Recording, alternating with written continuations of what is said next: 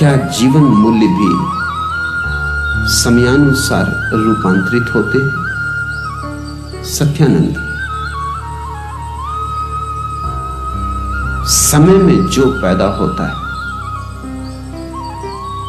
वह अनिवार्य रूप से रूपांतरित होता है। जीवन मूल्य भी समय की उत्पत्ति है, उपज।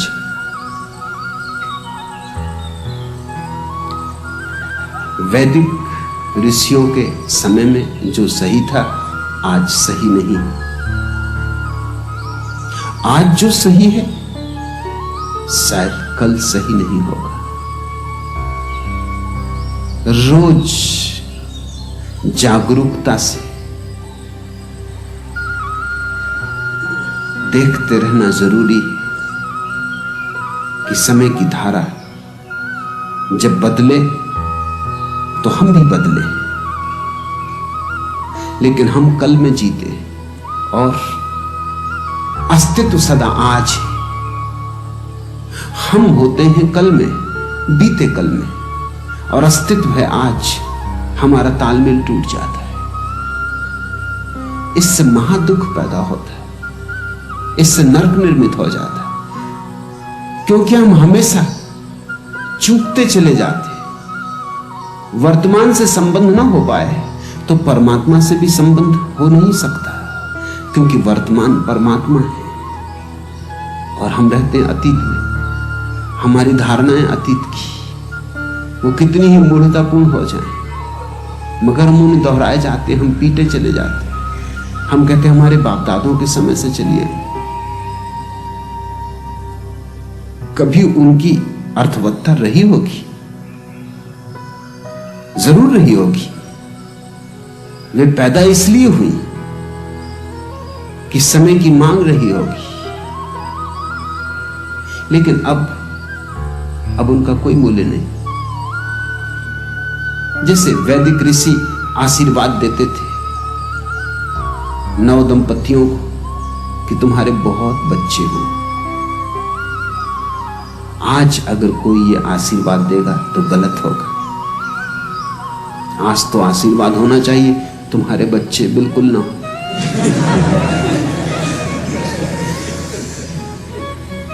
आज बहुत बच्चे हों ये आशीर्वाद नहीं है, ये तो अभिशाप हो जाएगा। समय बदल गया, स्थिति बदल गई।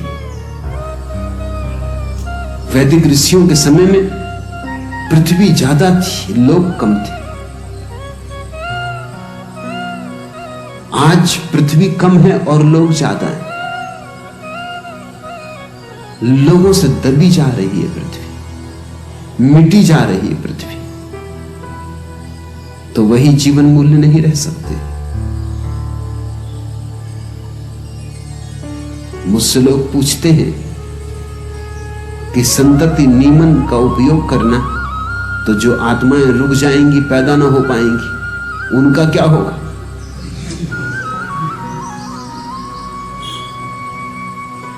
और क्या संतति नियमन करना हिंसात्मक नहीं? क्योंकि तुमने किसी को पैदा नहीं होने दिया, उसकी हत्या कर दी, होने के पहले ही हत्या कर दी।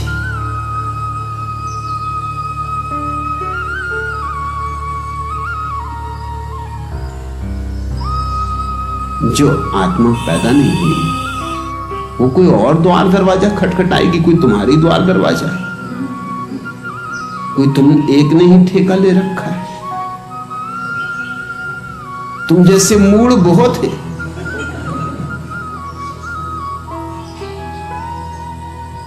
और कोई ये एक ही पृथ्वी है। वैज्ञानिक कहते हैं इस तरह की कम से कम 50,000 पृथ्वियों पर जीवन, कम से कम 50,000, ज्यादा पर होगा लेकिन कम से कम 50,000 पर तो निश्चित है। तो तुम्हें क्या चिंता पड़ी? तुमने कौन सा ठेका लिया हुआ है आत्माओं को जन्माने का?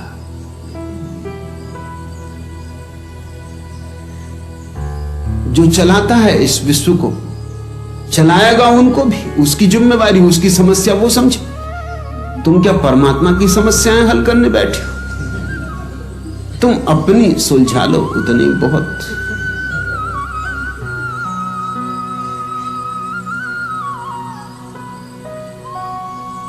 लेकिन लोग तरह तरह के प्रश्न पूछते हैं सिर्फ इसलिए कि पुरानी धारणा किसी तरह बची रहे,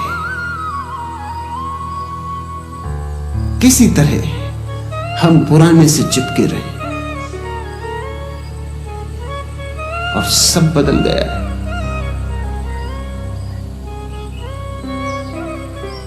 मुल्ला नसरुद्दीन कल मुझसे कह रहा था कल रात अकस्मात एक ब्यूटी गर्ल ने हमें रोका। हम समझे पहचानने में हो गया धोखा। हम कभी सुलभ लज्जा से दृष्टि झुकाए गुजर गए। कन्या के केस मारे गुस्से के बिखर गए। जोर जोर से चीखने लगी, शहर के जवां मर्दों आओ, इस शरीफ जादे से मुझको बचाओ। मैं अलकों में अवध की शाम, होठों पे बनारस की सुबह और चेहरे पे कश्मीर का पानी रखती हूं, फिर भी इस लफंगे ने मुझको नहीं छेड़ा। क्या मैं इसकी मां लगती हूं?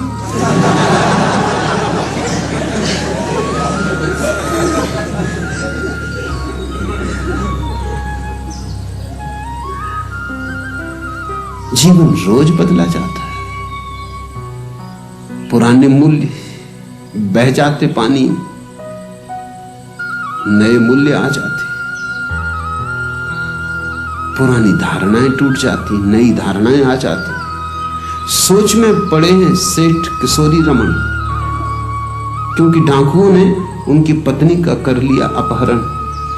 अब आया है पत्र उनके पास कि आप 1 किलो सोना गंदे नाले पर रख दीजिए, जो कि हमारे द्वारा स्वयं सहज लिया जाएगा, और यदि आपने ऐसा न किया तो आपकी सेठानी को वापस भेज दिया जाएगा।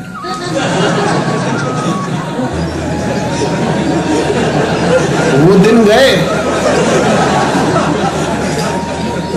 जबकि डाकू कहते थे कि अगर रुपया ना भेजा तो हम पत्नी को छोड़ेंगे नहीं। वो दिन गए। अब तो वो कहते हैं पत्नी को घर वापस भेज देंगे सकुशल।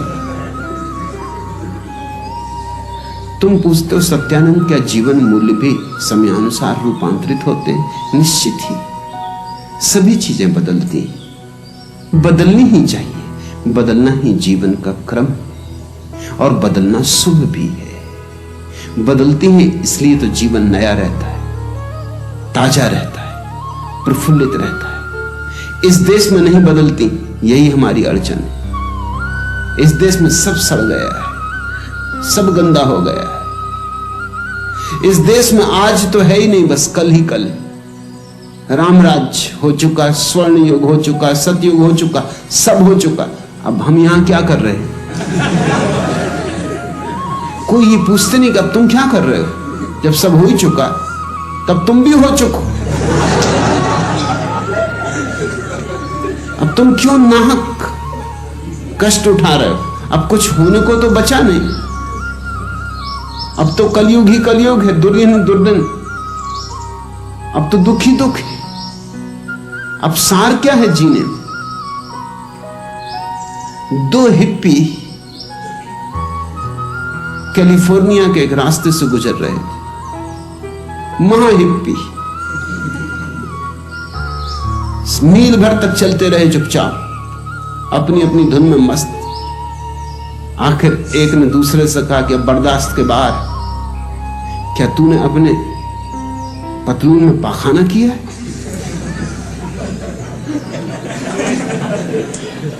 इतनी भयंकर बदबू आ रही है,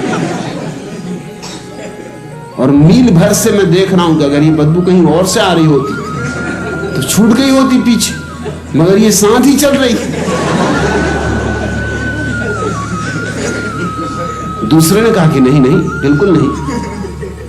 मगर पहला भी ऐसा मानने वाला, उससे उतार पतलून।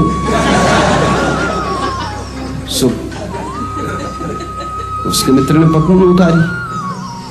पतलून उतारते ही वो दूसरा चिल्लाया कि देख मैं क्या कहता था, और तू कहता है कि नहीं नहीं तूने पाखाना किया है, ये क्या रहा? दूसरे ने कहा मैंने समझा भाई तुम पूछ रहे हो आज की।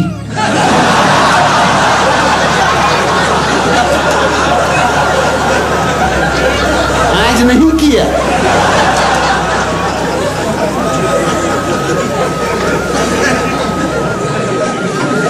ऐसी इस देश की दशा है। यहां आज तो कुछ है ही नहीं, कुछ भी नहीं, सब कल हो चुका। बस उसको ढोते रहो, मुर्दा लाशों को। सड़ गई, बांस उठ रही,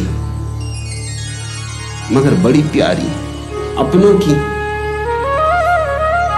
सदियों से पूजी गई, सम्मान सत्कार होता रहा। सो सजाए रहो, समारे रहो। बाप दादे भी यही करते रहे, तुम भी यही करते रहो। हम कुछ भी बदलना नहीं चाहते। महावीर ने कहा था अपने मुनियों को कि नंगे पैर चलना। कहने का कारण था क्योंकि उस समय जूते बनते थे वो सिर्फ चमड़े के बनते थे, और चमड़ा तो हिंसा होगी, पशु मारे जाएंगे। तो ठीक था, अपने जूतों के लिए पशुओं को क्या मारना। फिर दूसरे कोई कोलतार के और सीमेंट के रास्ते तो थे नहीं, खुली मिट्टी थी, मिट्टी के ही रास्ते थे। मिट्टी पे चलने में कोई अस्वास्थ्य नहीं, मिट्टी पे चलने में तो स्वास्थ्य है। हम भी तो मिट्टी के बने हैं। मिट्टी मिट्टी से मिलती तो जीवन पाती। तो अगर तुम कभी नंगे पैर थोड़ी देर मिट्टी पर रोज चलो तो लाभपूर्ण है, स्वास्थ्यप्रद है, हर्जा नहीं है जरा भी। मगर अभी जैन मुनि अभी भी चले जा रहा है कोलतार की सड़क पर, सीमेंट रोड पर। सोचते ही नहीं कि महावीर को क्या विचारों को पता है कि सड़कें ऐसी भी होंगी। कोलतार की जलती हुई सड़क, गर्मी के दिन, पैर में फफोले पड़े जा रहे हैं, मगर वो चला जा रहा है। और अब तो जूते कपड़े की भी बनते हैं, कैनवास के भी बनते हैं, रबर के भी बनते हैं। अब कोई चमड़े पे रुके हैं हम। अब तो जूते में कोई हिंसा नहीं है। अगर महावीर वापस लौटाएं तो मैं तुमसे पक्का कहता हूं, और कुछ पहने का ना पहने, जूते जरूर पहनेंगे।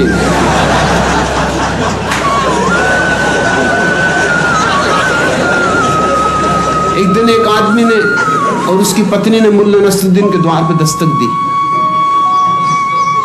दरवाजा खोला, नसरुद्दीन ने झांक के देखा, पति पत्नी खड़े। पति पत्नी में बहुत हचकचाए क्योंकि मुल्ला बिल्कुल नंगा था, जूते पहने था और टोप लगाया था, टाई भी बांध रखी थी। अब एकदम से जा भी नहीं सकते थे, अब आ ही गए। वो मुल्ला भी नहीं कह सकता कि जाओ, पुराने परिचित थे, कहा आइए आइए विराज जी, बड़े सौभाग्य। पति आगे घुसा, पत्नी छिपी छिपी पीछे। पति तो इधर उधर देखने लगा, क्या कहे क्या ना कहे। कुछ सोच के भी आया था जिस काम से, वो भी एकदम भूल गया। नंगा आदमी, और बिल्कुल नंगा होता तो भी ठीक था कि टोपी लगाए, जूते भी पहने और टाई भी बांधे है, और बाकी सब चीजें नदारत, असली चीजें नदारत। मगर पत्नी से न रहा गया। पत्नी ने कहा कि मुल्ला जी, क्या मैं पूछ सकती हूं कि आप नंगे क्यों बैठे? मुल्ला ने कहा कि भाई, इस समय मुझे मिलने कोई आता ही नहीं, ये मेरे फुर्सत का समय, विश्राम का समय। सो घर में कोई है ही नहीं, तो अकेला अपने मस्त नग्न बैठता हूं, आराम करता हूं। अब दिन भर कसे कसे बेल्ट बांधे हुए हैं, पैंट बांधे हुए हैं, जैकेट पहने हुए हैं, कोट चढ़ाए हुए हैं, जान निकल जाती। तो जरा आराम कर रहा था तो उसने कहा ये भी समझ में आ गए, तो फिर ये जूते और ये टाई और ये हैट ये क्यों पहने हुए हो? तो मुल्ला ने कहा कि ये इसलिए कि शायद भूले भटके कोई आ ही जाए। अब तुम ही आ गए। ऐसा कभी कभी कोई भूले भटके आ जाए। मैं तुमसे पक्का कहता हूं महावीर अगर दोबारा हो तो जूते जरूर पहनेंगे। टाई और हैट की तो मैं नहीं कह सकता, वैसे अच्छा रहेगा। चटाई का हैट धूप धाप में बचाव भी करेगा और चटाई में कोई हिंसा भी नहीं। जापानी ढंग का चटाई का हैट सुंदर रहेगा।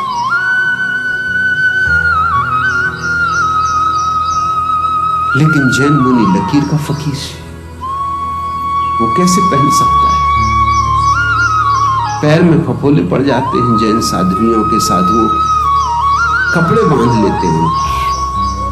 मेरे पास एक दफा जैन साध्वियां मिलने आई, उनके पैर में फफोले घाव, उनको वो कपड़े बांधे हुए, कपड़े भी उन्होंने इस तरह से बांधे हुए कि करीब करीब जूते का काम दे रहे। मैंने कही मतलब क्या है? फिर जूते में क्या हर्जा है? इतना चिंधियां बांधी हैं कि वो करीब करीब जूते का काम ले रही उन चिंधियों से। इतनी गंदी चिंधियां ढोने की बजाय कपड़े के जूते में क्या हर्ज? उन्होंने कहा आप कहते हैं तो हम भी समझते, मगर शास्त्र में नहीं लिखा है। तो मैंने कहा शास्त्र में लिख लो। शास्त्र का कोई शास्त्र क्या रोक सकता है? मेरे पास ले आओ, मैं लिख देता हूं। शास्त्र की क्या हैसियत है जो रोके किसी को? अरे शास्त्र अपना है कि हम शास्त्र के? समय बदलेगा तो सभी मूल्य बदलेंगे, और वही जाति जीवित होती है जो समय के साथ बदल जाती है। वही व्यक्ति जीवित होते हैं जो समय के साथ बदल जाते हैं। यह देश मुर्दा है, कब्रिस्तान, एक मरघट, बड़ा मरघट जिसमें महात्मा धूनी रमाए बैठे। बस धूनी रमाने का काम, और कुछ काम बचा नहीं। सब काम पहले हो चुका। अब तो निष्काम भाव से मरघट में बैठो, धूनी रमाओ, राम राम जप। कुछ बचा नहीं जैसे हमारे हाथ में करने को। सारी पृथ्वी कितने महत् कार्यों में संलग्न है। शायद इतने महत्कारी कभी नहीं हुए थे जितने महत्कारी आज हो रहे, क्योंकि इतना विज्ञान न था, इतनी टेक्नोलॉजी न थी, इतने हमारे हाथ में साधन न थे, इतनी समझ न थी। आज सब साधन है, सब समझ है। आज हम इस पृथ्वी को स्वर्ग बना सकते, मगर ये पुराने मूल्य और पुरानी धारणाएं हमें नरक से बांधे हुए।